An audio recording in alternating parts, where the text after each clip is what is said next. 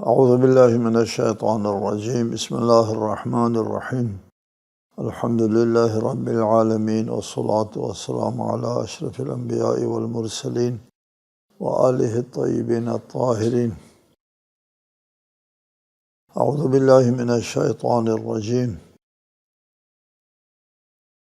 یخرج منہما اللؤلؤ والمرجان،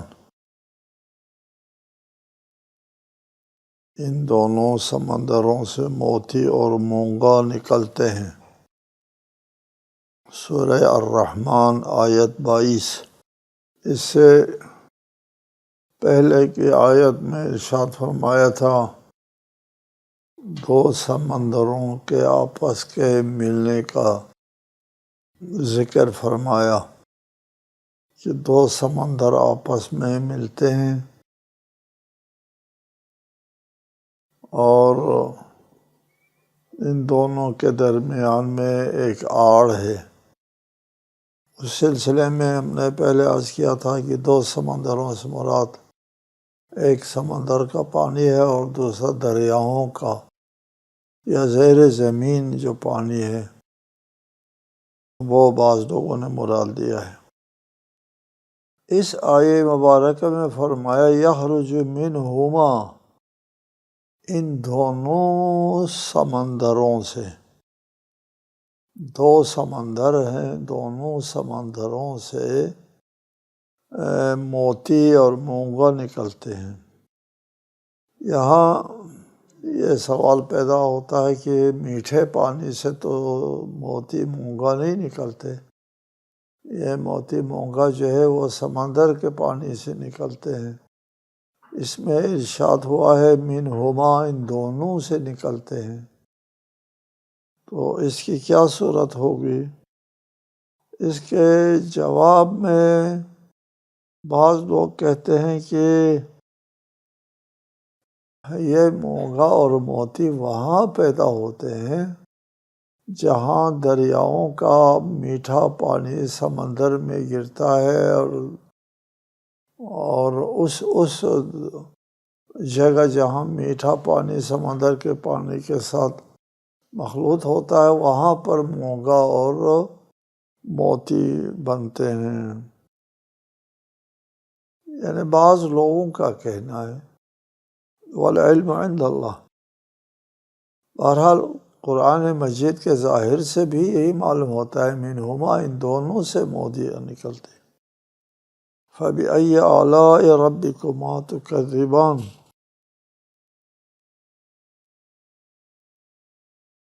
تم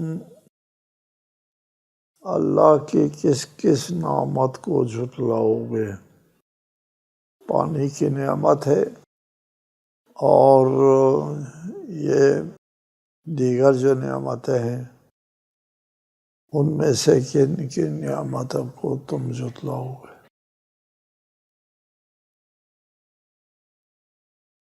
یہاں مرج البحرین، دو سمندروں کا آپس میں ملنے کی جو تعبیر ہے آیہ مجیدہ میں، اس کے تطبیق پر احادیث موجود ہیں۔ تقریباً 5 اصحاب، اجلہ اصحاب کی روایت ہے، 5 اصحاب سے روایت ہے کہ بحرین سے مراد فاطمہ اور علی علیہم السلام ہے۔ مرج البحرین، دو دریا، دو سمندر، ان کے آپس میں ملنے سے ان دونوں سے موتی اور مونگے نکلتے ہیں، وہ حسنین علیہم السلام ہیں۔ اس روایت کو بیان کیا ہے مرج البحرین علی اور فاطمہ ہیں، بینہما برزخ، حضرت محمد ہیں، درمیان میں فاصل حضرت محمد صلی اللہ علیہ وآلہ وسلم ہیں، لولو و مرجان جو ہے وہ حسنین علیہم السلام ہیں. یہ روایت ہے. حضرت ابن عباس راوی ہے. ایک دوسرے راوی ابو سعید خدری ہے. ابو سعید خدری اجلہ اصحاب میں ان کا شمار ہوتا ہے. یہ مناقب مغازلی میں اس کا لکھنے والا اہل سنت کے ایک مستند عالم دین ہے. اس مناقب مغازلی میں بھی یہ حدیث موجود ہے. تیسرے راوی انس ابن مالک ہیں. انس جو خادم رسول ہیں، ان کی طرف سے بھی یہ روایت ہے کہ بحرین سے مراد علی فاطمہ اور لولو مرجان سے مراد حسنین کریمین ہیں. چوتھے راوی حضرت ابو ذر ہیں. یہ روایت جو ہے تفسیر البرہان، یہ شیعہ کتاب ہے. پانچویں راوی عبداللہ ابن مسعود ہے. عبداللہ ابن مسعود کی روایت تفسیر فرات میں ہے.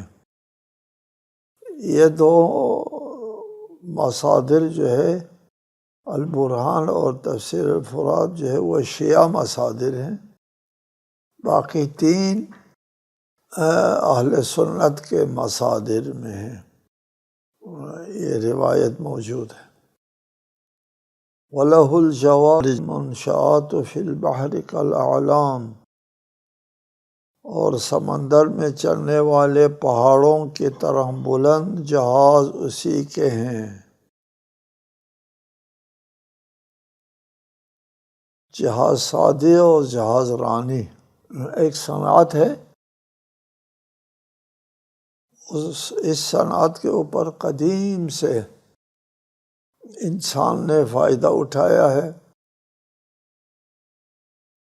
اور اس کو اللہ تعالیٰ نے قرآن مجید میں جا بجا ذکر کیا ہے کہ جو کشتیاں چلتی ہیں یہ اللہ کی نشانیوں میں سے ہیں. اللہ تعالیٰ صرف خالق نہیں ہے، اللہ تعالیٰ خلق اور تدبیر دونوں اللہ کے ہاتھ میں ہے. خلق اور تدبیر ہم نے کئی بار اس چیز کا ذکر کیا ہے کہ خلق اور تدبیر قابل تفریق نہیں ہے. خالق اور ہو، مدبر اور ہو ہی نہیں سکتا. جس نے خلق کیا ہے تدبیر اسی نے فرمائی ہے. جس نے اس کائنات کو، زمین کو خلق کیا ہے، زمین میں انسان کو بسایا ہے، اور بسانے کے بعد انسان کے خلق کرنے کے بعد انسان کو زندہ رہنے کے وسائل فراہم کرنا بھی اسی خالق کے ذمہ ہے. اور خالق نے تخلیق کے اندر یہ تدبیر ودیعت فرمائی ہے. سمندر کو خلق کیا ہے، اور اس سمندر کو خلق کرتے ہوئے اس بات کا خیال رکھا ہے کہ پانی جو ہے وہ اپنے وزن سے کم وزن کو اپنے پشت پر اٹھاتا ہے. جی، اپنے وزن سے کم وزن کو اپنے پشت پر اٹھاتا ہے، اور اس میں بڑی تدبیر ہے. چنانچہ جو جہاز ہوتے ہیں، جہاز جو ہے وہ سمندر کے پشت کے اوپر جو ہے وہ سوار ہوتا ہے. پانی جو ہے اس جہاز کو اپنے پشت پر اٹھا دیتا ہے، چونکہ اس جہاز کے نیچے جتنا پانی ہے اس کے وزن سے جہاز کا وزن کم ہوتا ہے. اس لیے پانی جو ہے وہ اپنے پش کے اوپر بڑا وزن اٹھاتا ہے. سبحان اللہ، اس میں تدبیر ہے. اور چنانچہ کشتی رانی میں انسانی زندگی کے اہم مسائل قدیم سے، آج کل نہیں، آج کل کی جو صنعتی دور ہے یہاں تو بہت واضح ہے کہ جہاز رانی میں انسان کی زندگی جو ہے وہ منحصر ہے. جی، وَلَهُ الْجَوَارُ، اس لیے فرمایا ہے کہ یہ کشتیاں جو ہے، جہاز جو ہے وہ اللہ تعالیٰ کی تخلیقی چیزوں میں سے ہیں. فَبِأَيِّ آلَاءِ رَبِّكُمَا تُكَذِّبَانِ، چنانچہ سمندری جہاز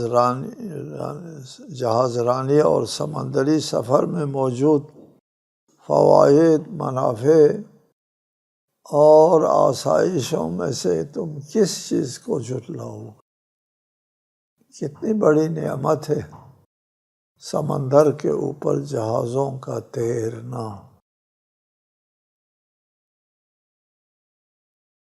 کل من علیہا فان وَيَبْقَى وَجْهُ رَبِّكَ ذُو الْجَلَالِ وَالْإِكْرَامِ، روئے زمین پر موجود ہر چیز فنا ہونے والی ہے، صرف آپ کے صاحب عزت و جلال رب کی ذات باقی رہنے والی ہے. وَيَبْقَى وَجْهُ رَبِّكَ، روئے زمین میں موجود تمام، خواہ وہ انسان ہو، جن ہو، سب کو فانی ہونا ہے، عالم آخرت کی طرف رواں دواں ہونا ہے. جو بھی زمین کے اوپر رینگتا ہے وہ زمین کے شکم میں جانے والا ہے. کل من علیہا، جو بھی زمین کے اوپر زندگی کرتا ہے اس کو فنا ہونا ہے، اور اگر فنا نہیں ہے تو صرف رب ذوالجلال والاکرام نے فنا نہیں ہونا ہے. وَيَبْقَى وَجْهُ رَبِّكَ، تیرے رب، تیرے مالک، یہ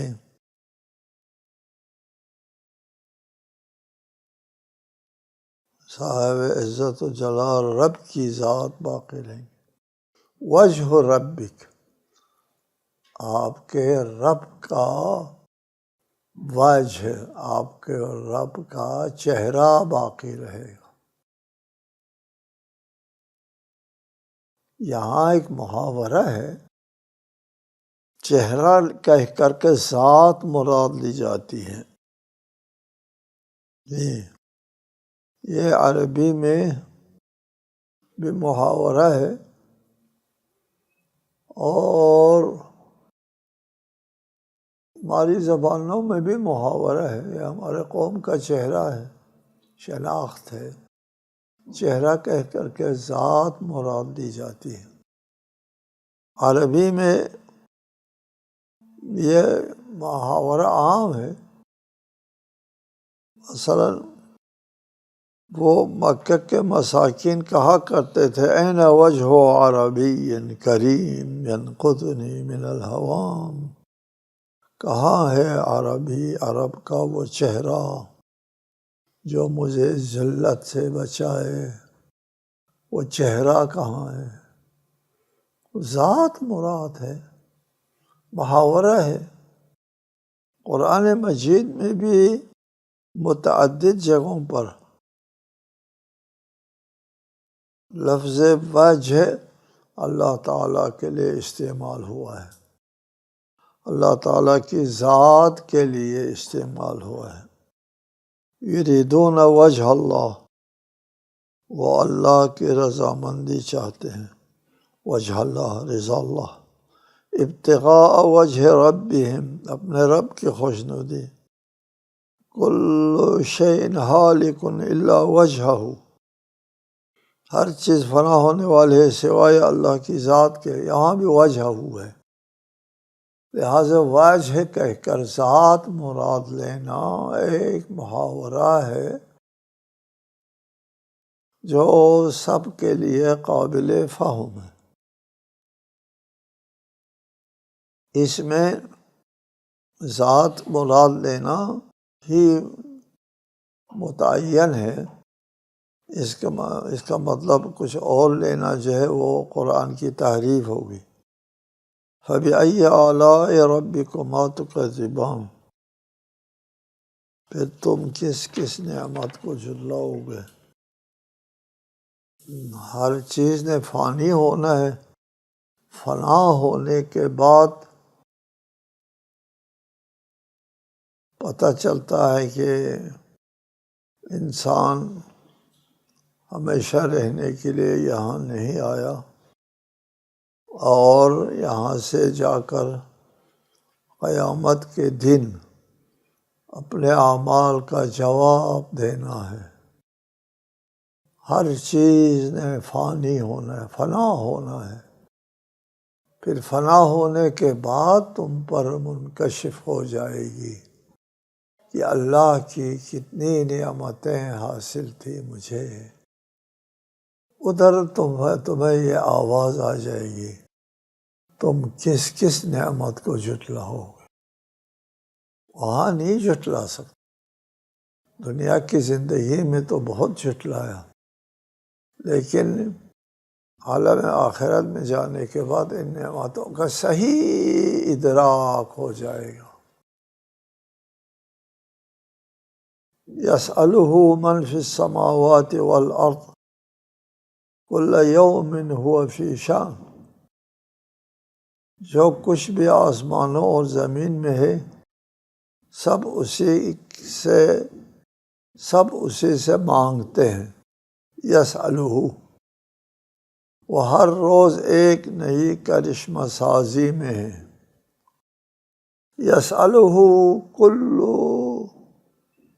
یسألہ من فی السماوات والارض، تمام کائنات جو ہے وہ اللہ تعالیٰ سے سوال کرنے والے ہیں۔ کل کائنات سائل ہے، بھیک مانگنے والا ہے، کل کائنات محتاج ہے، کل کائنات مجسم سوال ہے، کل کائنات مجسم احتیاج ہے۔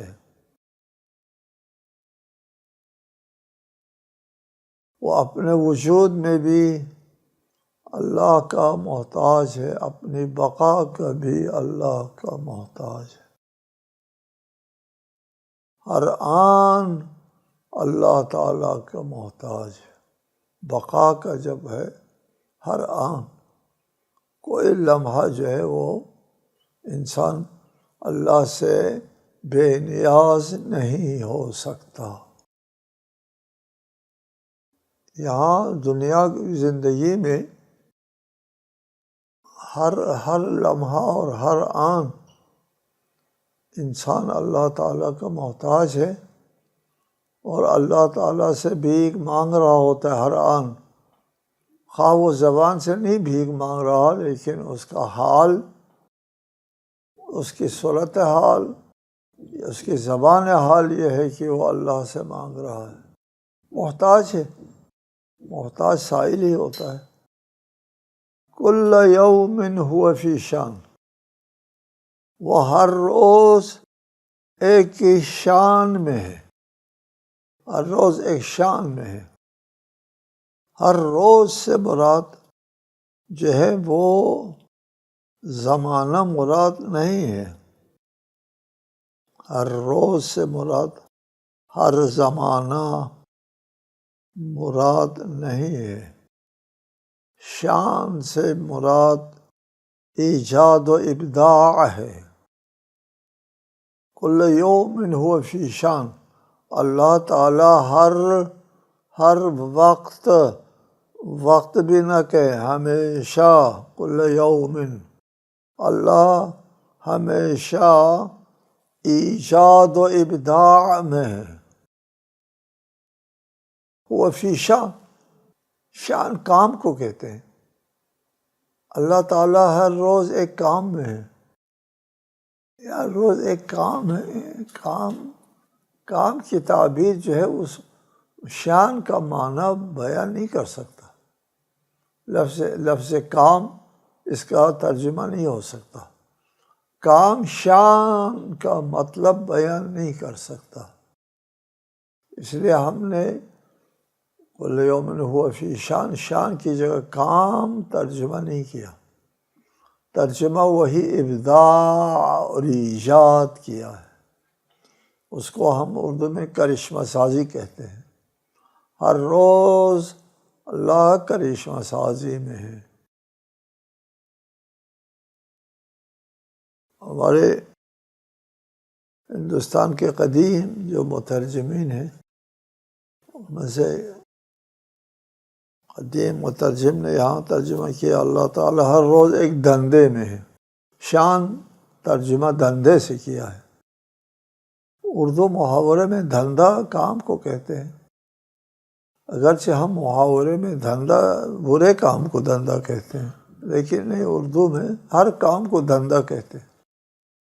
چنانچہ انہوں نے یہاں پر کل یوم ہوا فی شان، شان سے مراد جو ہے وہ شان کا ترجمہ ہم نے کرشمہ سازی سے کیا ہے۔ شان خدا، اللہ تعالیٰ کا کام کیا کام ہے؟ اللہ کا کام کیا ہے؟ اللہ کا کام ایجاد و ابداع ہے۔ جی، ہم جو کام کرتے ہیں وہ ہمارا کام جو ہے وہ ایجاد و ابداع ہونا ضروری نہیں ہے۔ ایک چیز کو اٹھا کر کسی اور جگہ رکھتے ہیں تو یہ ہو گیا کام۔ ایک چیز کو توڑ دیتے ہیں، لکڑی توڑتے ہیں، کام ہو گیا۔ لکڑی جوڑتے ہیں، کام ہو گیا۔ یہ ہمارا کام ہے۔ اللہ تعالیٰ کا کام اس طرح نہیں ہوتا۔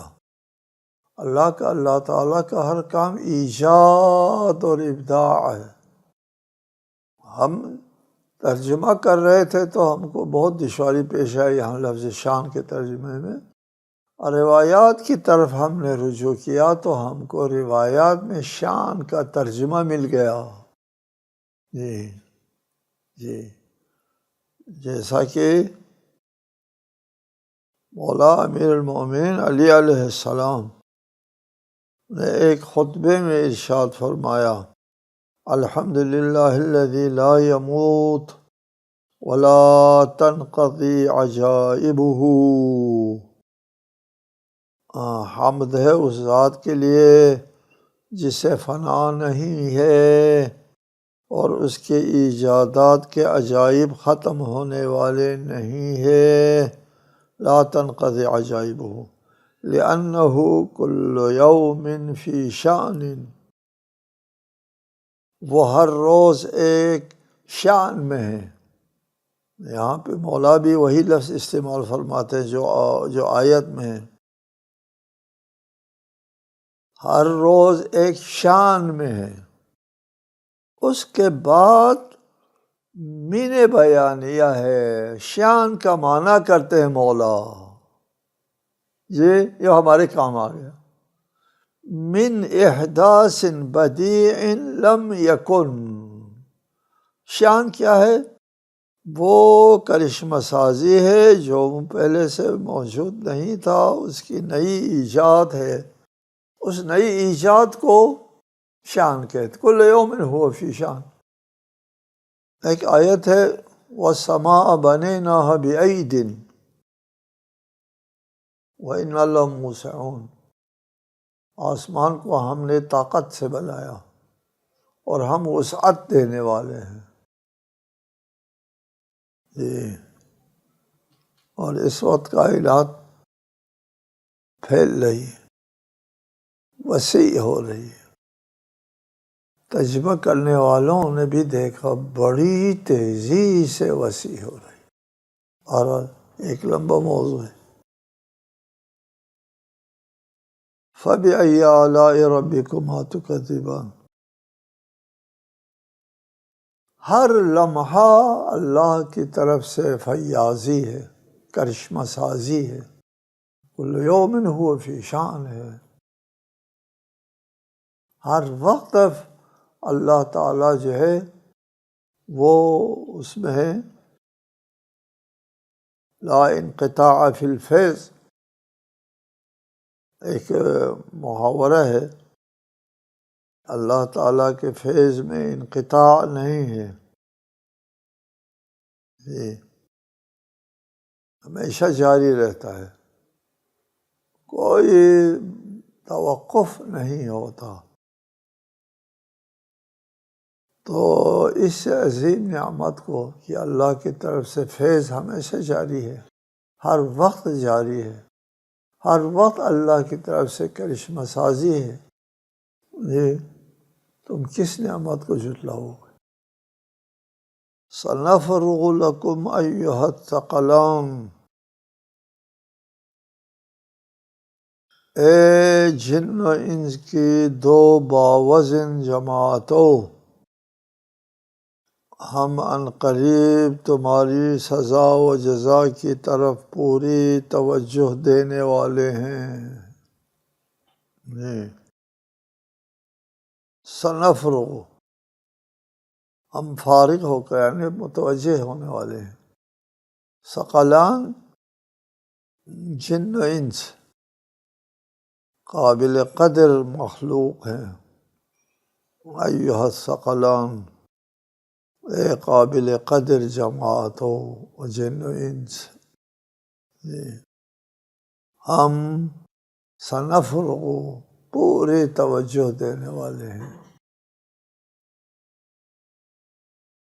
یعنی قیامت کے دن جب حساب کتاب کا وقت آئے گا تو اس وقت ہم تمہارے یہاں ہر عمل کا، تمہاری ہر جنبش کا ہم نے حساب لینا ہے۔ سنفرغ لکم ایھا الثقلان، سنفرغ یعنی ہم پوری توجہ دیں گے قیامت کے دن۔ دنیا میں ہم درگزر کرتے ہیں، دنیا میں ہم معاف کرتے ہیں، دنیا میں ہم تم کو مہلت دیتے ہیں، جی، لیکن آخرت میں ہم تم کو مہلت نہیں دیں گے، نظر انداز نہیں کریں گے، پوری توجہ سے تمام باتوں کا حساب لینا ہے۔ حدیث میں ہے یا من لا یشغلہ شان عن شان، اللہ کو کوئی مشغولیت کسی اور مشغولیت سے متوجہ نہیں کر سکتے، لہٰذا اللہ تعالیٰ دنیا میں مصروف ہے، آخرت میں پوری توجہ نہیں، آخرت میں اللہ تعالیٰ پوری توجہ دیں گے اور دنیا میں پوری توجہ نہیں، ڈھیل دیتے تھے، مہلت دیتے تھے۔ فَبِأَيِّ آلَاءِ رَبِّكُمَا تُكَذِّبَانِ، تم اس دنیا میں جو اللہ تعالیٰ کی طرف سے جو ڈھیل ہے، مہلت ہے، اللہ تعالیٰ کی طرف سے جو درگزر ہے، اس قسم کی کس نعمت کو جھٹلاؤ؟ السلام علیکم ورحمۃ اللہ وبرکاتہ۔